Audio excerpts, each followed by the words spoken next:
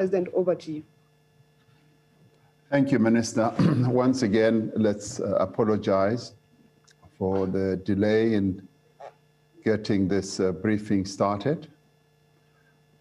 We are holding this briefing today during a time of great hope and also a time of great difficulty. Difficulty because we are in the midst of the worst economic crisis in our country's recent history, which has seen a dramatic increase in unemployment and hunger and a significant decline in economic growth. We're also in a time of hope because we are already starting to see the results of our efforts to recover and to rebuild.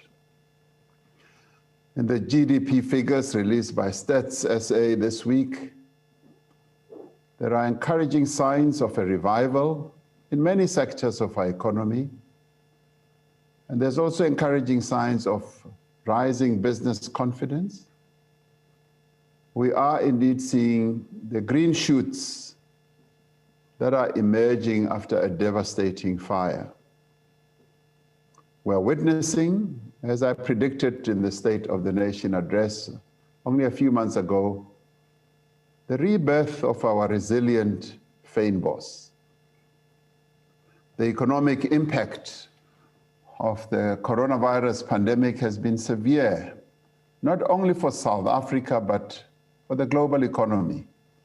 As a country, however, our challenges predate the pandemic. We have experienced low economic growth and high levels of unemployment for many years. And this has been due to the structural constraints that hold our economy back. There's no doubt that the prospect of a continued energy shortfall and further load shedding presents a massive risk to our economy. That is why we have identified the achievement of energy security as one of the priority interventions in our economic reconstruction and recovery plan. Our ability to address the energy crisis swiftly and comprehensively will determine the pace of our economic recovery. We know that resolving the energy supply shortfall and reducing the risk of load shedding is our single most important objective in reviving economic growth, because there is no economy that can really grow substantially without energy security. In the past weeks and months, we have made some important progress in addressing the energy crisis under the leadership of the Minister of Mineral Resources and Energy. This includes the announcement of 11 successful bidders for the Risk Mitigation Power Procurement Program and the opening of bid window 5 of the Renewable Energy Program to procure 2,600 megawatts of new generation capacity from a number of sources, from wind, solar, PV projects. Eskom is working hard to improve the performance of its existing fleet of power stations, despite all the challenges that it is currently addressing. It is also working hard to reduce the debt burden and complete its restructuring process. While these steps are positive and necessary, they are not enough to address the immediate and significant energy shortfall that threatens our economic recovery. We know that to confront the energy challenge will require bold and urgent action, not yesterday, but now. Incremental measures will not be sufficient to meet the scale of this challenge. We also know that in responding to any crisis, we must remain agile and we must be willing to adapt our interventions to match the circumstances that we face. The interventions that we planned yesterday may not be sufficient to meet our needs today. For this reason, we are today announcing a significant new step in further reforming our electricity sector towards achieving a stable and secure supply of energy. Following an extensive public consultation process and discussions within our own ranks in government and discussions between the Minister of Minerals, Energy and myself, and also a significant amount of technical work undertaken by the Department of Mineral Resources and Energy, we will be amending Schedule 2 of the Electricity Regulation Act to increase the NERSA licensing threshold for embedded generation projects from 1 megawatt to 100 megawatts. This intervention reflects our determination to take the necessary action to achieve energy security and to reduce the impact of load shedding on businesses and households across the country. It is evident, there is evidence of our intention that we are putting forward today to tackle this economic crisis head-on by implementing major economic reforms that will transform our economy moving forward. It also demonstrates our commitment as government to listen carefully to experts, to engage closely with our social partners, and to take on board new ideas to address our long-standing challenges. This measure will be crucial in developing a response to the energy crisis that is ambitious enough, bold enough, and urgent enough. The amended regulations will exempt generation projects up to 100 megawatts in size from the NERSA licensing requirement, whether or not they are connected to the grid. This will remove a significant obstacle to investment in embedded generation projects. Generators will also be allowed to wheel electricity through the transmission grid, subject to wheeling charges and connection agreements with Eskom and relevant municipalities. However, generation projects will still need to obtain permits, a grid connection permit, to ensure that they meet all the requirements for grid compliance. This will ensure that we are able to bring online as much new capacity as possible without compromising the integrity and stability of our energy system. Generation projects will also need to have their registration approved by NERSA to verify that they have met these requirements and to receive authorization to operate. And this will all be done within a set time frame where projects do not wait for years and years. Municipalities will have discretion to approve grid connection applications in their networks based on an assessment of the impact on their grid. They will also have to undertake an environmental impact assessment and all other requirements of existing legislation. This will ensure that while we enable as much new generation capacity as possible to come online, we also will be ensuring the orderly development of the energy system that is regulated, yes, by NERSA and overseen by our Department of Minerals and Energy. This reform is expected to unlock significant investment in new generation capacity in the short and medium term, and it will enable companies to build their own generation facilities to supply their energy needs, This in turn will increase the availability of supply of energy and reduce the burden on Eskom, allowing Eskom to proceed with its intensive maintenance program and to reduce its reliance on expensive gas and diesel turbines. The final version of the amendment to Schedule 2 will be published by the Department of Minerals and Energy within the next 60 days or even sooner. We are faced with the significant challenge of achieving a swift and lasting economic recovery following many years of economic decline.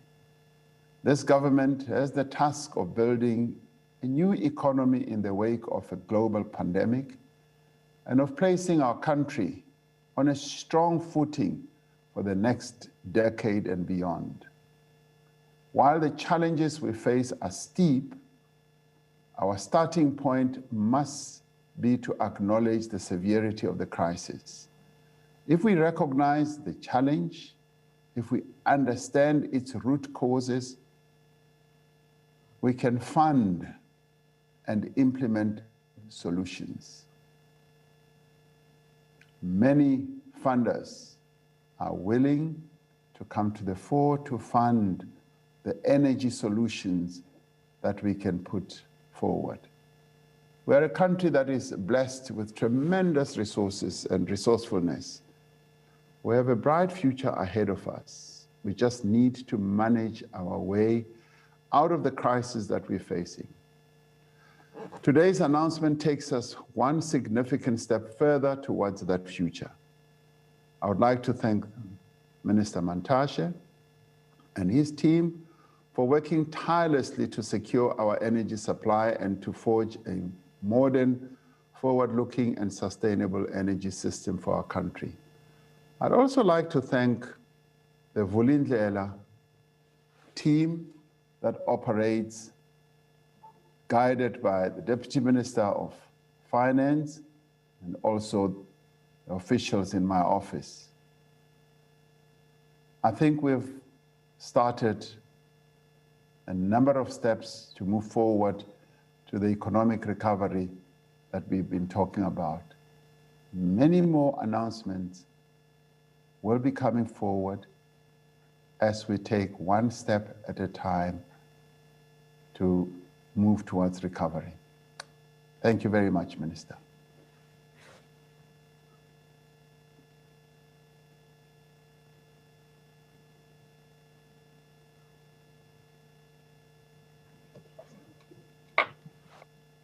Thank you, Mr. President. Thank you, Mr. President. They have taken the controls from me, so I have to allow them to give me the right. Mr. President, thank you for the address. And ladies and gentlemen, we'll now take questions from you. If we can have your questions by show of hands, and then I'll call your names so that we can have, they can unmute you and we are able to follow, to have you answering the questions. Can I have an indication by show of hands who?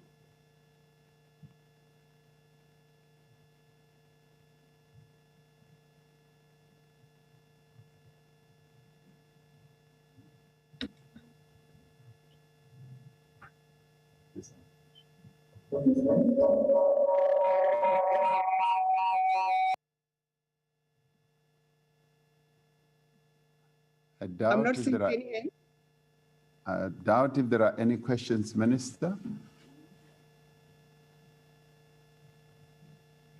I'm trying to make sure that I'm not accused. This morning, we were accused for muting the questions when the questions do not reach us. So I don't want to disadvantage South Africans to have the questions. There's Xolani Mbanjwa at Newsroom Africa who has a question. Can we have Xolani Mbanjwa being unmuted?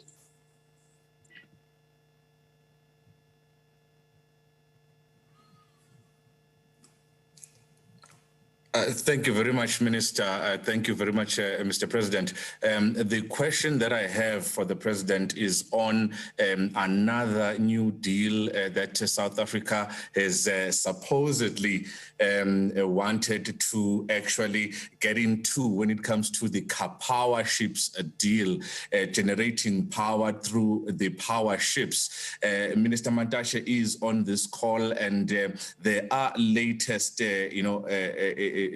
news that's coming out from environmental lobby groups who are unhappy about South Africa signing this deal without thoroughly going through the environmental checks. And there have been questions about alleged corruption leading to this particular Powership deal. This deal has been touted as something that's going to alleviate energy crisis in the country. What is the President's view about some of the concerns, environmental and allegations of corruption that are linked to this particular deal? Is something going to be done to investigate or halt this particular deal from going ahead? Thank you. I'll also take a question from Leabo Setu of the SABC. There's Carol Payton as number 2 after Leabo Setu. There's Antoinette Slabert as number 3 after Carol Payton. And there's Denver, there's no indication of the surname, as number 4. And there's Kaya Sitole as number 5. And then after that round, we'll take another round. Thank you. In that order, please, let's start with Leabo Setu. Thank you, Minister. Mr. President, thank you very much for the announcement. This announcement that you have made is effectively, I see that you've given the industry a bonus of an extra 90 megawatts when they've effectively had been calling for 10 megawatts from the initial 1 megawatt that you have been given where they can generate their own electricity. However, you have not given us an indication about what is the future of Eskom in this case. It is still an important and significant player, and having 14 years, Mr. President, of load shedding ravaging the economy and the lives of South Africans has really been devastating to the economy, as you also said. But what is the plan from government with regards to Eskom? How is this entity going to be helped in order for it to execute its mandate of providing electricity to South Africans? Thank you.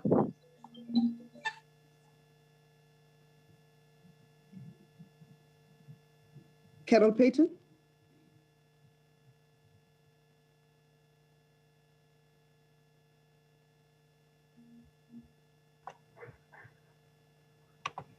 You need to unmute me. You are unmuted, Carol. Okay, thank you. Sorry, I was waiting to be unmuted. Thank you, Mr. President.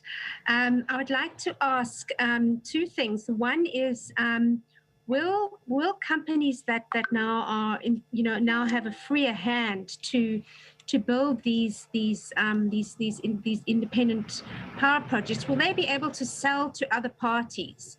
Would they be able to sell electricity to other parties? And then secondly, on the municipalities, if you could just clarify, I didn't quite get exactly what you said around municipalities. Is that a change, or is that a change to the existing regime, or is that the same? Thanks very much. May Carol be followed by Antoinette Slabert? Good afternoon, Mr. President. Thank you so much for your announcement. I just want to ask, you talk about responding to a changing environment, and I want to link that to the Integrated Resource Plan, which is our master plan for energy planning. And it is completely outdated. It underestimates the deficit in the supply. It still talks about technologies that, like new coal, that is difficult to fund these days. Or is there any plan to urgently update that basic document? Thank you. Thank you. May we have David?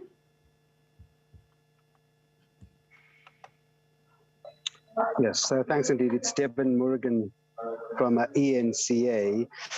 I wanted to find out, Mr. President, and perhaps the Minister of Energy, what is the time that the energy would be eventually available on the grid from supply to demand? We factored that in. So how quick will that energy be available?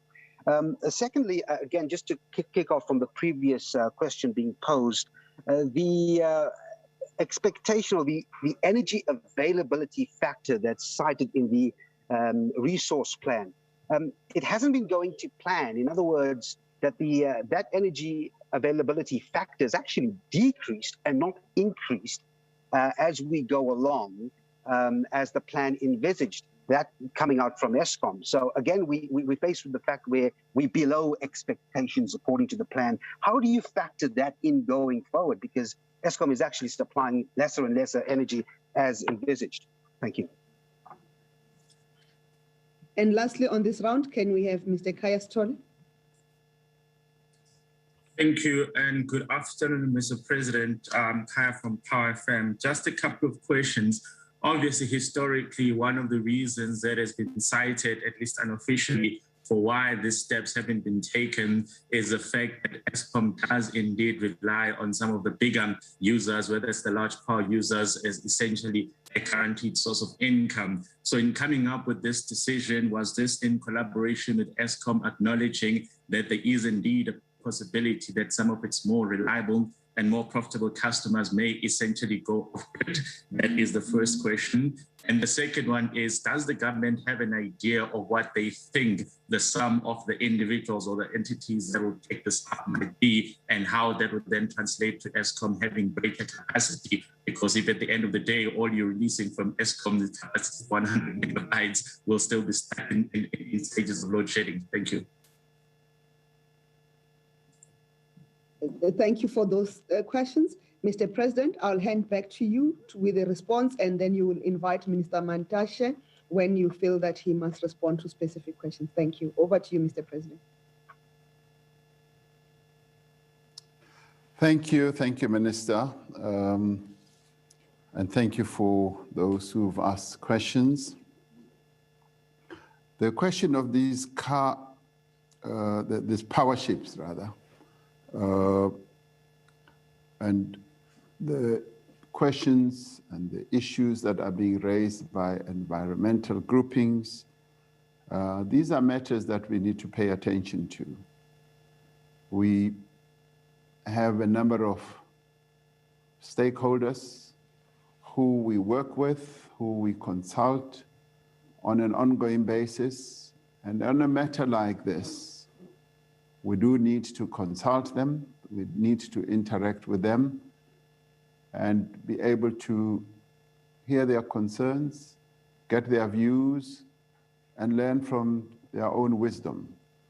So I would be encouraging our department that we need to pay keen attention to the issues and the concerns that are being raised, be they of an environmental nature or the manner in which the transaction is being envisaged.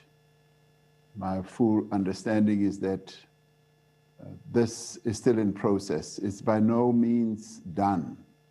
It's still in process, and there are quite a number of issues that still need to be examined and studied carefully before any conclusion is fully finalized. And I will, at the end, allow Minister Mantashe to make some comments on this, be it on the issue of the environmental issues or on allegations of corruption. And of course, your question, Kolani, is whether we will investigate all these matters. Of course, yes. We are determined that everything that government does on behalf of our people should be transparent, should be open, and should be free of any malfeasance. And if there is any sign of malfeasance, we must nip it in the bud. We must be able to give cogent explanations on anything that government does for the people of our country. Liabo, what is the future of Eskom Well, the future of Eskom is precisely what we've been working on for the past few years. Eskom, we've all acknowledged, has been going through rather really difficult times. And these difficult times emanate way back. In the past, management of Eskom had wanted to keep up with the times of the energy need that they saw coming.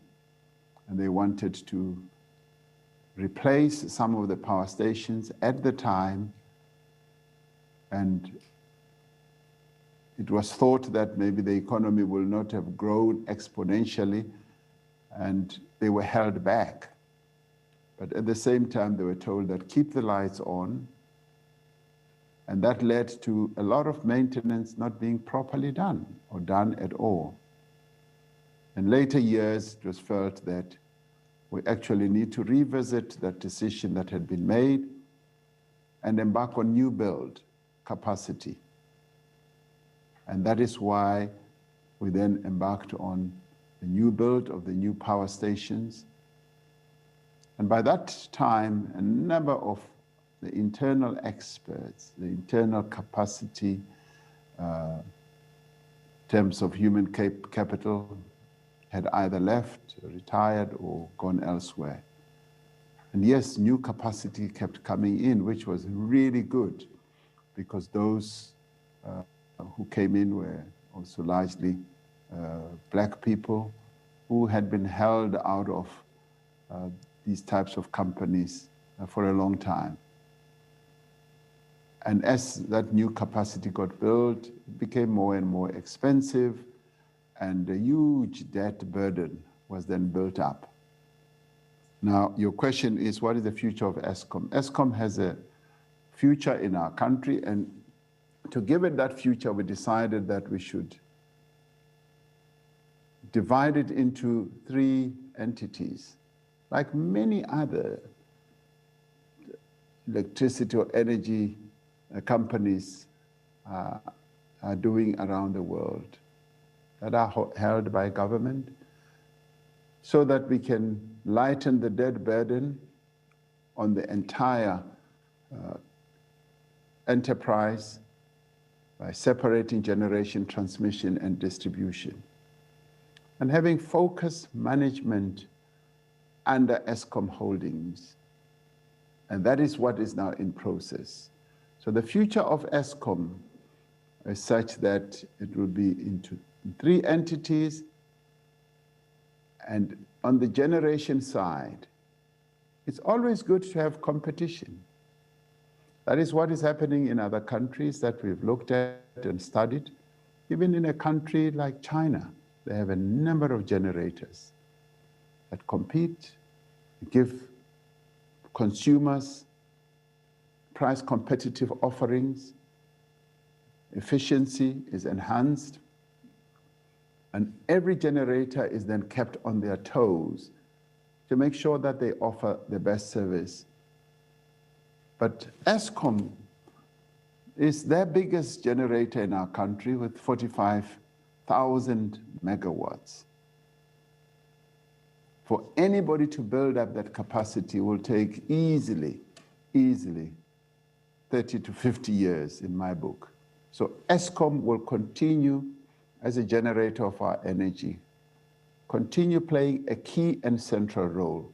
But right now, because of the challenges that Eskom is going through, we need to ease that pressure on Eskom and allow other generators to come to the fore.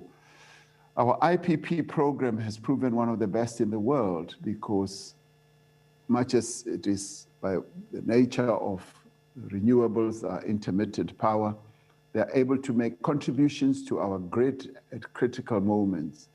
And while Eskom retains the base load generation of energy that the country needs. So what we need to do is to strengthen Eskom, to enable Eskom to get out of its woes right now, and to enable us as government to continue, yes, to support Eskom. The transmission part will always, it's a national treasure. that always be held by government. Generation, there will be other players. And in distribution already, distribution is divided between Eskom and your local government entities throughout the country. So once Eskom is divided into the three entities, we will then be able to have a much sleeker Eskom, a much more focused Eskom, and which has great human capital that will be able to increase the efficiency that Eskom should have in generating our energy in our country. And we will continue to support Eskom. We have already said repeatedly that Eskom is just too big to fail in the hands of government, and we're not going to allow Eskom to fail because it holds the economy of our country in its hands, in its transmission lines and its power stations. Carol wants to know whether companies will be able to sell their energy. Yes, they will be able to sell. They'll generate for themselves. They'll also be able to sell to others, their neighbors and all that. And once they get to that high level, either 50 megawatts, 100 megawatts, they may well find that we don't need all that energy, so therefore we need to sell and put it into the grid. For that to happen, as I said in my initial input, there needs to be a permit. There needs to be properly approved. And that is where the regulator comes in. The regulator has to examine all those. But we are also saying that we would like that to be done in a time-efficient manner. It should not be taking years and years. In fact, it should just be taking very, very short and limited time. We cannot wait to inject growth in our economy for years. We just need a permitting system that is going to move very quickly, and these elongated bureaucratic processes must come to an end because we need to create jobs. We cannot have processes going on forever and in a day. So yes, they'll be able. With municipalities, because what we need to understand is that these power generators or generator projects take place in local municipality environments. They don't take place at the union buildings, they are in the local municipality.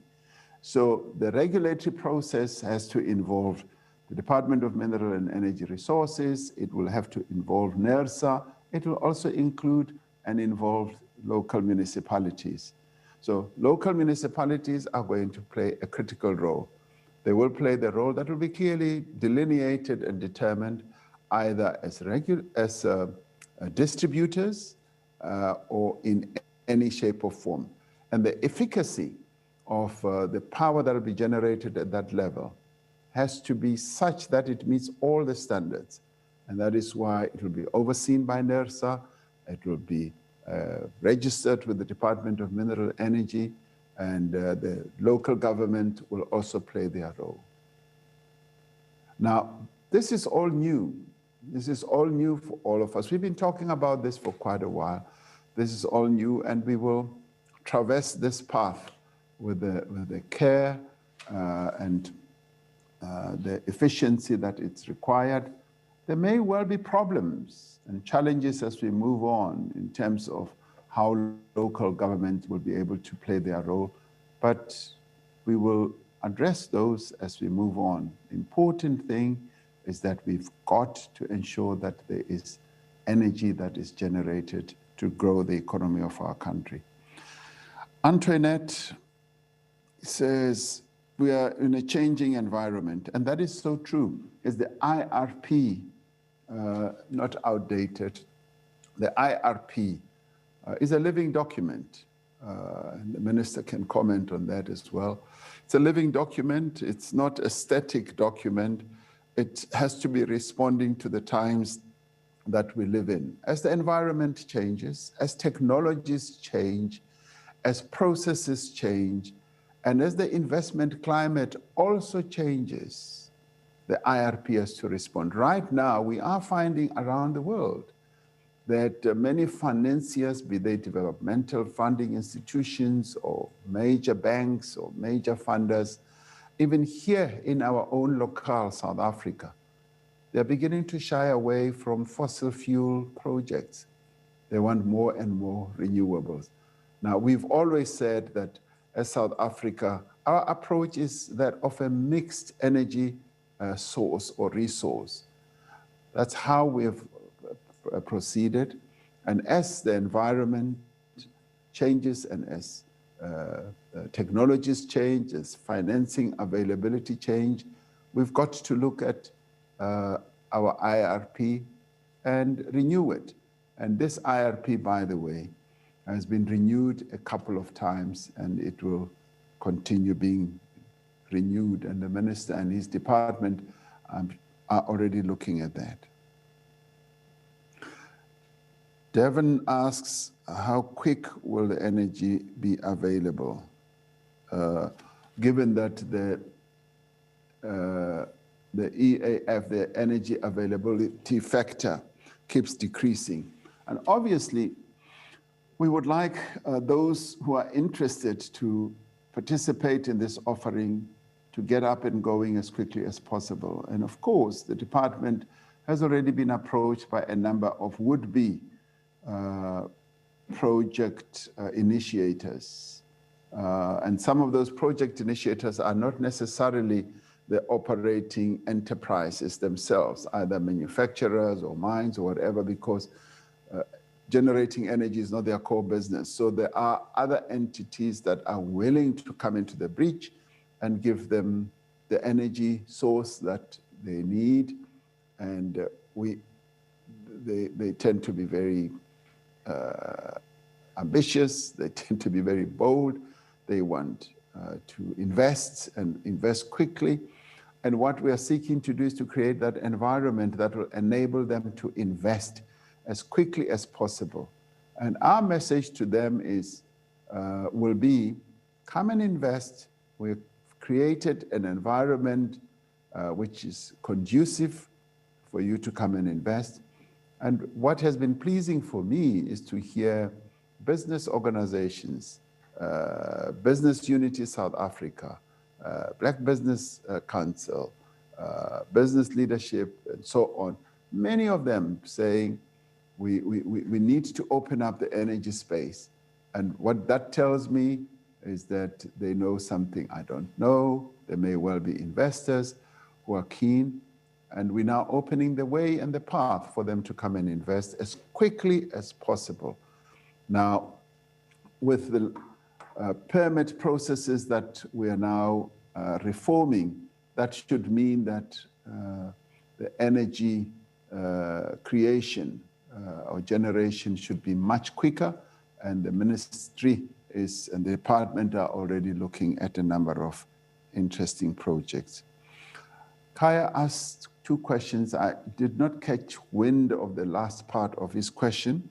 I only heard him talk about Eskom. Has Eskom been consulted? Yes, Eskom has been very much a part of this whole equation, and they have, in their consideration of this process and option, have said that, yes, they are very keen that the level should be raised even beyond the 10 megawatt, because they see this as being important to ease the pressure on them to be, as Eskom, to be able to get on much more easily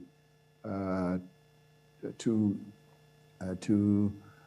be able to maintain, to be able to get on with their build processes, because they're doing two things at one go. They have to continue generating energy, and they have to maintain.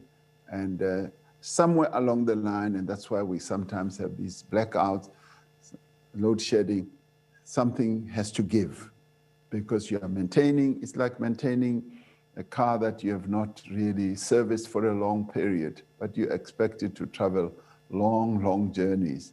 And you then have to maintain it as you're traveling. Sometimes it's very difficult, almost impossible. So that's why Eskom is quite welcoming to this direction that we are taking. I didn't catch wind of the second part of Kaya's question. Thank you very much, Minister. Thank you, Mr. President. We'll get Kaya to write to us the second part because I could not get it either. I do not know if Minister Mantashe would want to add in what the President has just explained. Minister Mantashe?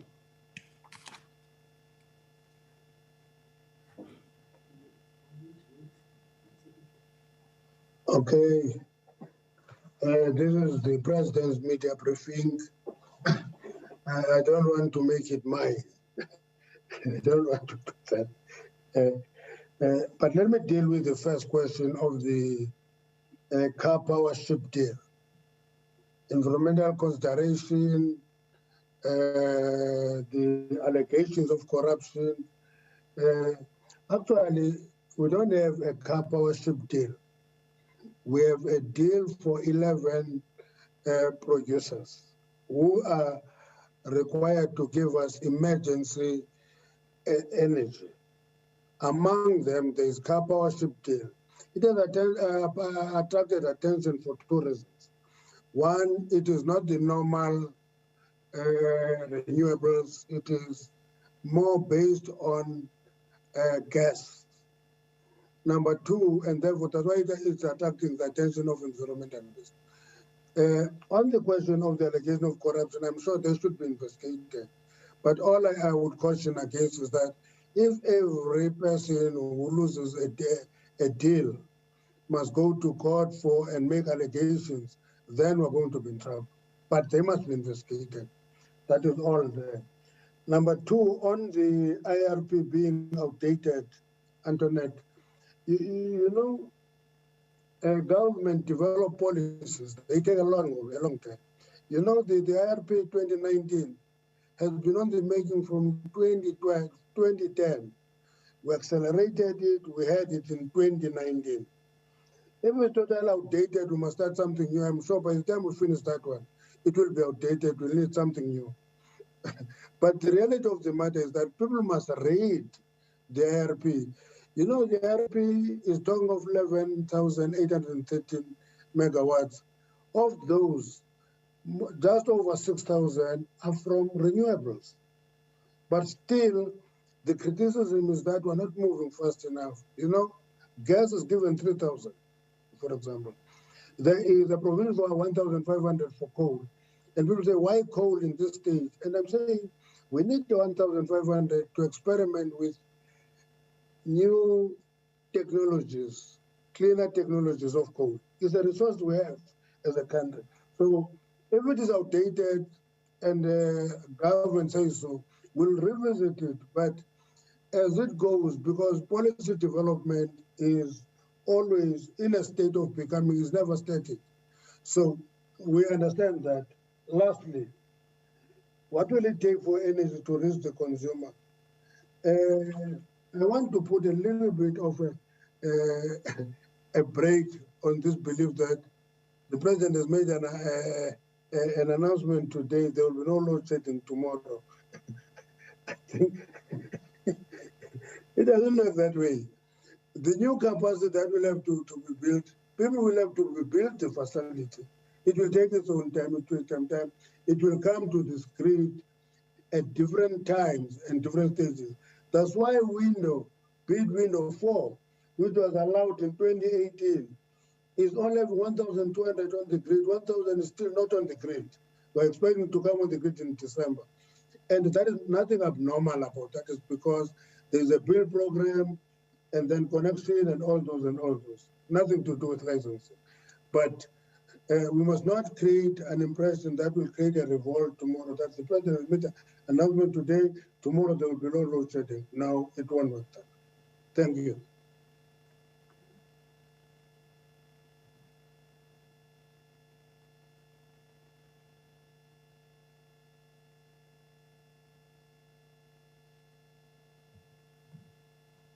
Mr. Mantashe, we're fully aware that it's the president's briefing, but you needed to provide the clarity that you have just done. Mr. President, I've requested Mr. Kaya Stole to give us in writing the last part of his question. When he has done so, I will repeat it for you to can address when you address the next round of question, which is our last round of question.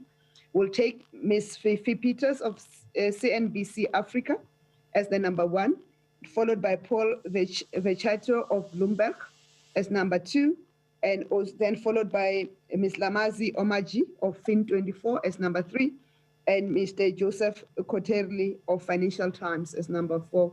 And that's our last question. And then we'll then repeat the question before you take over of Mr. Sithole. Over to you, Ms. Peters. Thank you, Minister.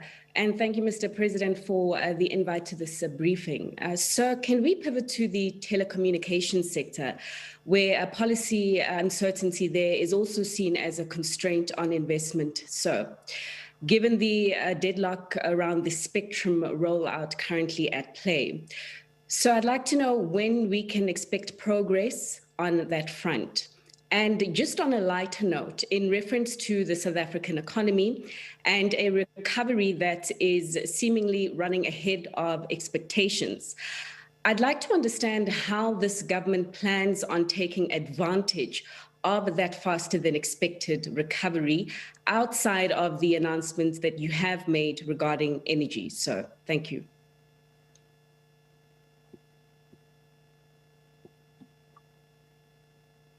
Hi, can you hear me? Hello? Yes, we can hear you, Paul. All right, hi. Good afternoon, Mr. President and ministers.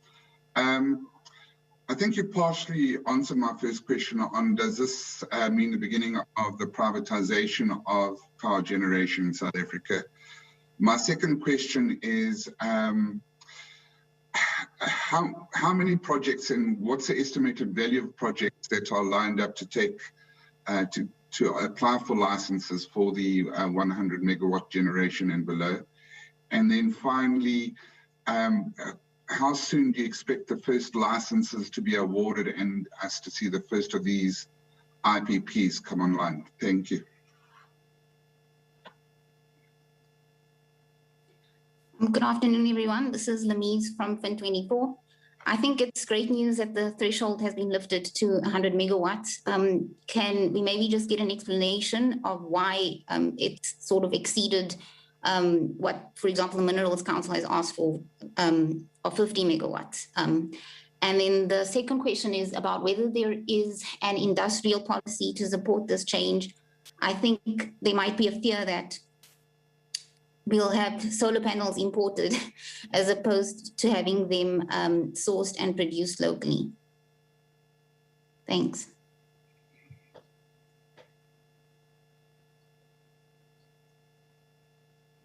Joseph?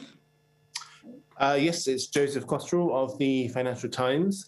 I just wanted to ask, is there any concern that this might increase what's been called the death spiral for Eskom?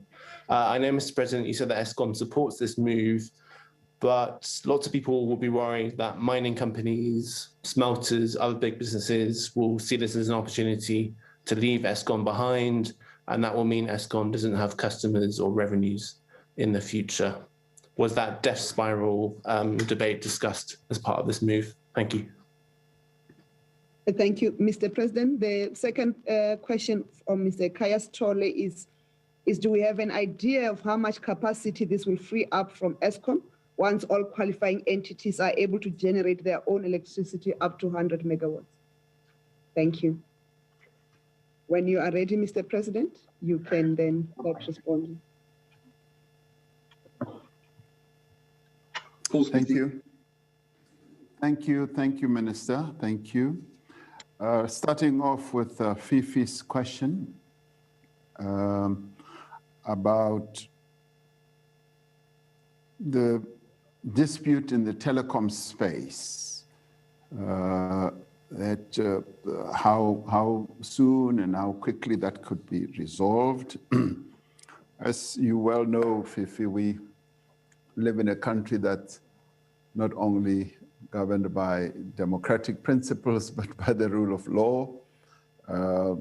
The players in that field, as indeed in any other field, can always approach our courts to adjudicate whatever dispute that they may have. And so that has ensued. Last week, you will recall, I made a call to the role players in the telecom space to resolve the disputes that they have and have the disputes mediated upon so that we do not have legal suits holding the country's progressive movement forward in terms of economic recovery and reconstruction being held hostage. I am hoping that the telecommunications companies will find it in their own interests to subject themselves to a mediation process.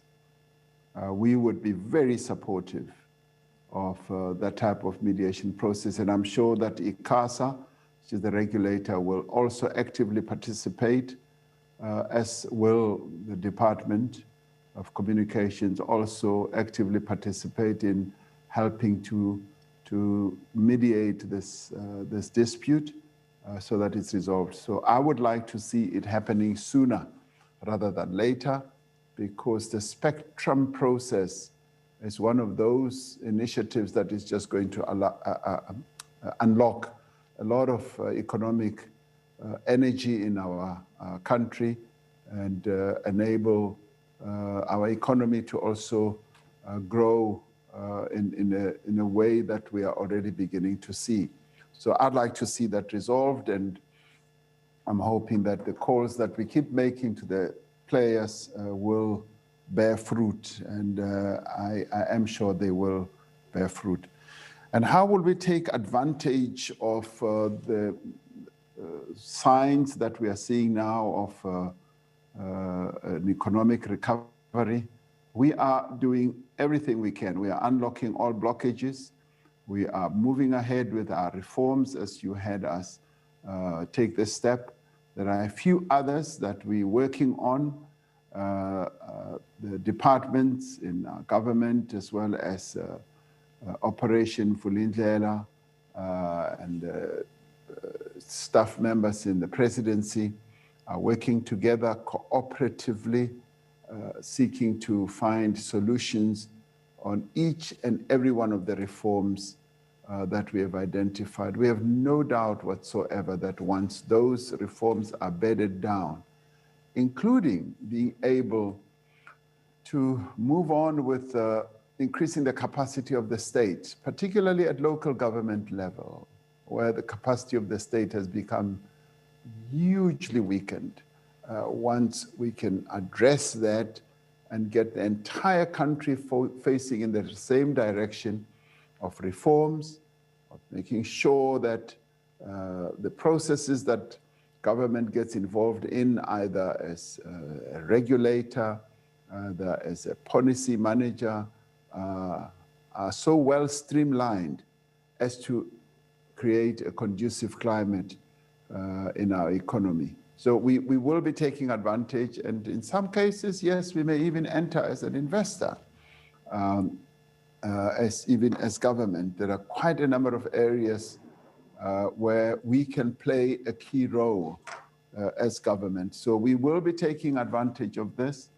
We are facing a period of hope, much as we are going through a great deal of challenges, but there is hope on the horizon, which we want to capture to good effect and inject growth in our economy. Paul from Bloomberg. Could this be, and I think his question could be tied up with Joseph, a question from the Financial Times. Paul wants to know, would this be a sign of privatization of power generation? And Joseph said, could this be the death spiral for Eskom? No, actually, the opposite is true. Eskom will continue to be owned by government, by the sovereign. And that is why we've decided and determined that the sovereign will continue to support Eskom because it is just too big for us to allow it to fail. It generates 45,000 megawatts. And if you look at our continent, even some of the bigger economies do not even get up to 10,000 megawatts. And we are already at 45,000. And even with the best will in the world, even if those 100 megawatts could be generated, as I said earlier, it will take many years before we get to that point. But Eskom will continue to be the key generator. But at the same time, we've been encouraging Eskom to get into the renewable space itself. It's a power generator, and there is nothing that stops Eskom from getting into renewables. Eskom operates in the nuclear field. Eskom operates in the hydro field. We generate hydropower from Cahora Bassa in Mozambique, and that is hydro. So already it is in the mixed energy generation space. We also generate energy through gas and diesel, much as they are fossil fuels. So Eskom has a great future going forward. Right now, Eskom is caught up in a period where it is not able to move and steam ahead as we would like it to. And that is why Eskom is not opposed to what is being proposed now, because it will continue being a mega player. But Eskom also needs competition, and it knows that too. And competition is good in any economy, and it is good for consumers. So this is not a death spiral for Eskom. When Eskom is able to solve its current problems, it will research, but it will also be embracing the renewables. It has enormous experience. The human capital that is in Eskom, just right from the top to the bottom, even with ordinary workers, they know the system. The system, they operate the grid, they operate distribution and generation. So this is not the privatization of Eskom, by no means, no. And this is not the death spiral of Eskom, by no means, no. If anything, it could also be the rebirth of Eskom.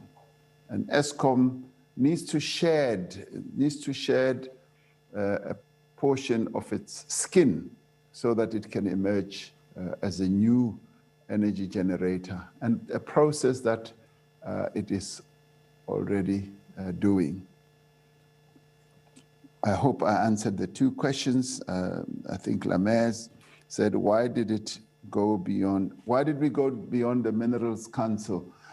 In the mining sector level, there are already companies that want to generate more energy, and their ability to do so and their wish to do so is in part what has also motivated us to go beyond the 50 megawatts, because we did not want to do things on a piecemeal basis. The approaches have been made, and some have come forward with slightly more than 50 and saying, this is the needs that we have.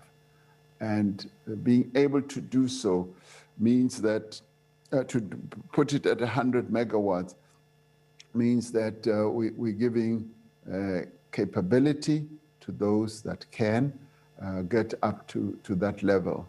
And certainly, this should be seen as a great boon, really, even for the Minerals Council, because South Africa, in terms of our economy, will be a winner. Eskom will also emerge a winner, much as some will argue that, well, we're taking bread out of Eskom's mouth. No, we are not. We are adding capacity to Eskom, because much as we may think it is going to lose the big power consumers, Eskom is still in charge of the transmission.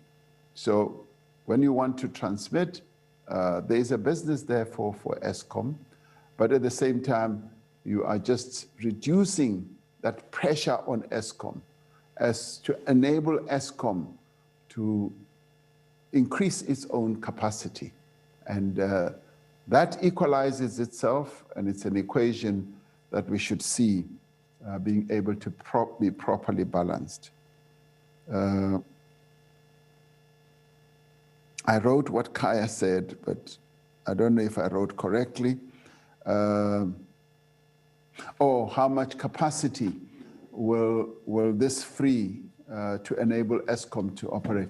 I would not be able to know right now.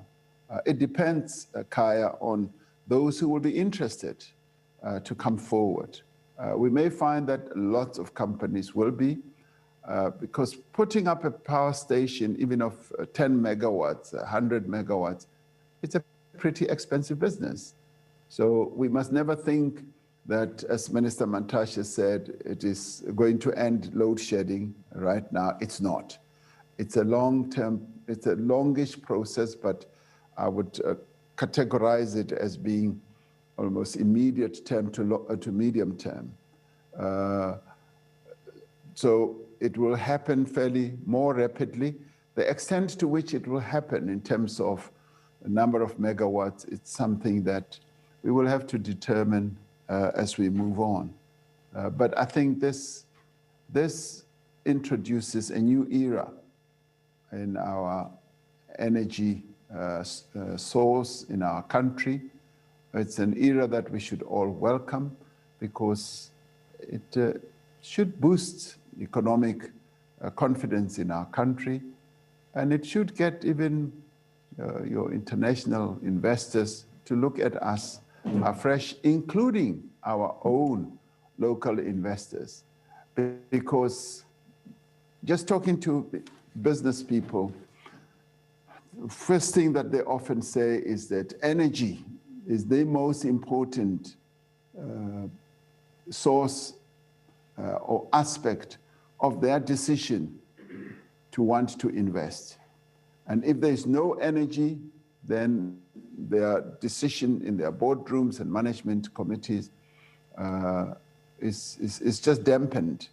And as soon as we can give certainty of energy, they get up and going. And they say, this is a market that we want to invest in, we want to manufacture, we want to fashion products, we want to create jobs, and this gives them that oomph.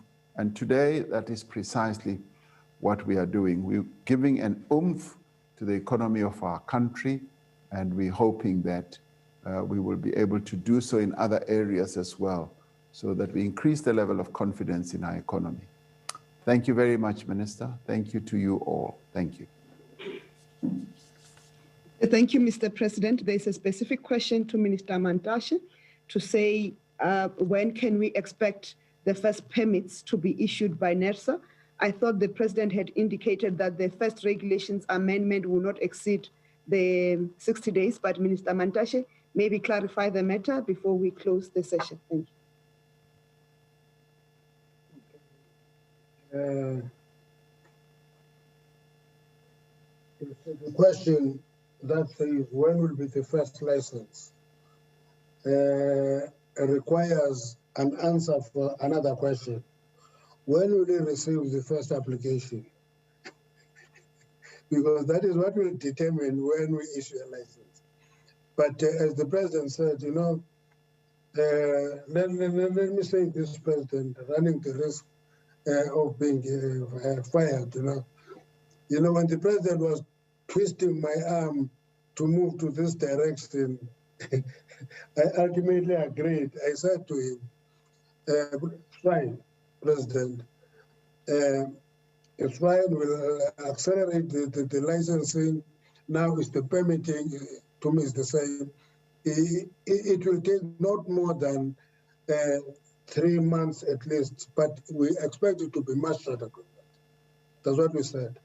But what we also said, why 50? when we have 3 mining companies that have indicated one more than 50, 184 megawatt, 170 megawatt, another 100 megawatts, why should we exclude mining companies? Let's go to 100. Now he's also bargaining, you know, with the president. If he moved to this direction, we must bargain for miners. No, it's one portfolio. I agree. Thank you very much. That's it. I think the president has answered all the questions. I don't need to answer. Thank you, Minister Mantashe. I think South Africans will remember that both yourself and the president are miners, are former miners. So the interest of the mining sector is very primary in the work that you do and in all your considerations. Mr. President, thank you for your time, for this interaction. It's always appreciated when you interact with South Africans through our media, more especially on matters of national interest and national importance. And we'll try to create more opportunities of this nature with your busy schedule, both for the country and the Republic and your international commitments. And Mr. Mantashe, thank you for being available to support this interaction. To the members of the media, thank you for always being responsive and also sticking to the script. And have a lovely day to all of you. And thank you to all South Africans. At least the energy problems of the country are getting resolved quicker than we all expected. Thank you, Mr. President.